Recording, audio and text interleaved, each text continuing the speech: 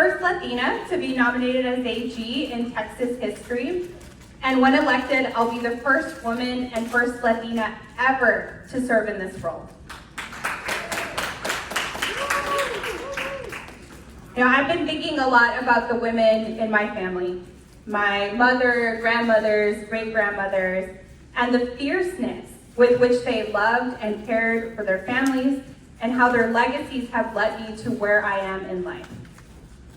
My grandmother, my abuela, short for abuela, got married as a teenager and gave birth to 13 children, most of them at home, and with the help of my great-grandmother, who was a partera, a midwife. And after giving birth, abuela would rest for just a few short days, and then return to picking cotton and making food for the family. I'll always admire her selflessness, her resilience, and her strength of character. Abuela always encouraged me to keep my options open in life, to work as hard as I had to in order to have choices. No te cases, don't get married, keep studying and go to college, she would tell me. And when I graduated from college, she told me, no tengas novio, sigue estudiando, don't have a boyfriend, keep studying. I don't think that she regretted her life as hard as it was. She just didn't have many choices. And for someone like me to become a lawyer is the kind of choice and freedom that would have been impossible for my grandmother. And it's because of the sacrifices and hard-fought battles of women like her, like my mother, like many of you in this room here today, that I can stand in front of you now as your Texas Attorney General. So thank you for your work, your sacrifice, and your determination. But we all know that the struggle is far from over. Women find themselves once again fighting for our own civil rights, especially our right to have a choice about our own bodies and determine our own futures. At every turn, extremist politicians like Ken Paxton have demonstrated that they do not care about women. They do not care about our health, our safety, or the safety of our families. Instead, they spend their time chipping away at our rights and denying us autonomy over our bodies and our health. And they are trying to erase the progress we've made in this country to make it a more equal place for our daughters. And that's why I'm running for Texas Attorney General, because our families, our children, our very lives, they are at stake. As an attorney, my job is to use the law to make powerful people treat my clients fairly, to recognize their humanity. And this has been a constant in my legal career, from representing young children fleeing violence in Central America, to reuniting families separated at the border, and to fighting for teens to have access to abortion care. In 2017, I represented Jane Doe, a 17-year-old detained immigrant who was denied her right to abortion by the Trump administration. This is what led me to take on Brett Kavanaugh in the only abortion case he heard as an appellate judge. And I took on Donald Trump, Brett Kavanaugh, and Ken Paxton and won. My work on that case resulted in the Garza notice. And that protects teens in immigration detention from being denied access to abortion care, even in these dark times.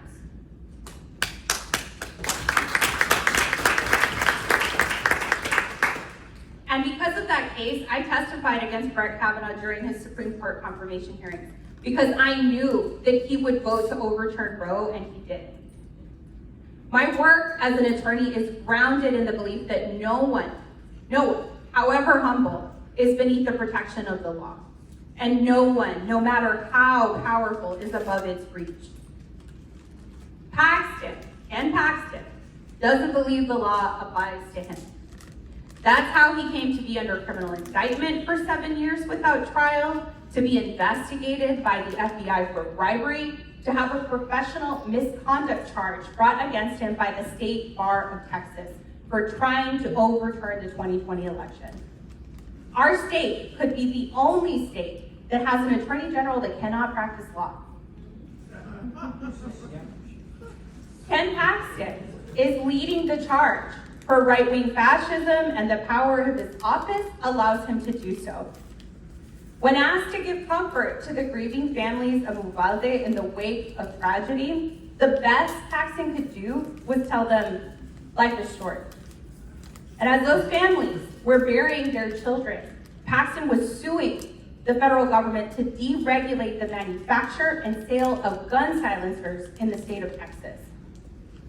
Common sense gun safety measures can prevent these tragedies and ensure that bad actors do not have access to guns. But Paxton is choosing to put our families and children at risk. And when more than 700 Texans died because of Winter Storm Uri, Paxton failed to hold anyone accountable for the death and financial ruin brought upon us. He's using his office to engage in culture wars rather than investigating the rising cost of energy in our electric bills after the power grid failure. And when the Supreme Court overturned Roe, Paxton celebrated. He named it an annual holiday for the Attorney General's office. And now he's suing to stop doctors from saving the lives of women who need an emergency medical abortion. Unless we vote him out, people will die. Now, right-wing extremists claim to care about life, but Texas is among the states with the highest maternal mortality rates in the country. And experts say that there is no question that those rates will increase because of abortion bans. Paxton is choosing to criminalize abortion care instead of addressing the fact that nearly half of all the counties in Texas are maternity care deserts. And he is preventing doctors from doing their jobs by threatening to sue them or worse, put them in jail. He won't stop there. Paxton is going to go to the Supreme Court of the United States and he's going to ask them to end access to contraception and marriage equality and bring back anti-sodomy laws.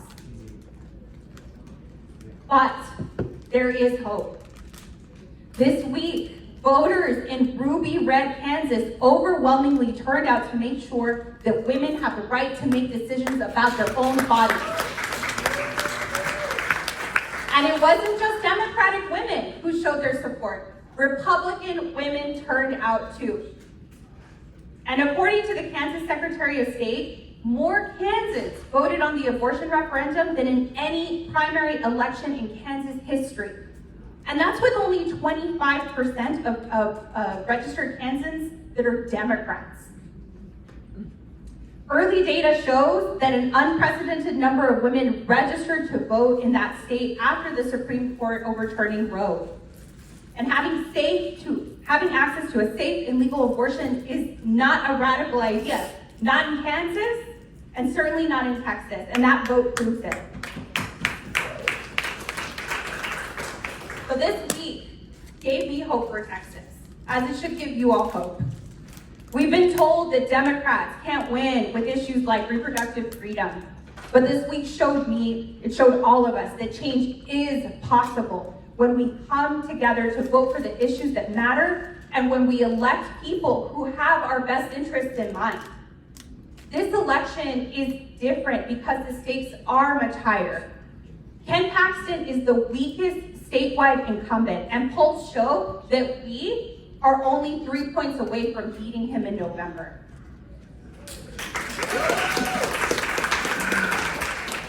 In 2018, Paxton won with less than 300,000 votes. That was the slimmest margin of victory of any of the statewide Republicans.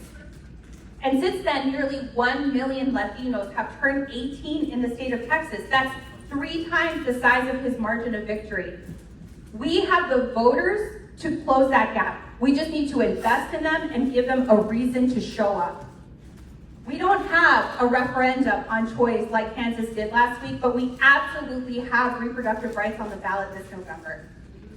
Ken Paxton is hell-bent on pursuing his own ideology and power at the expense of women and of the health of our families.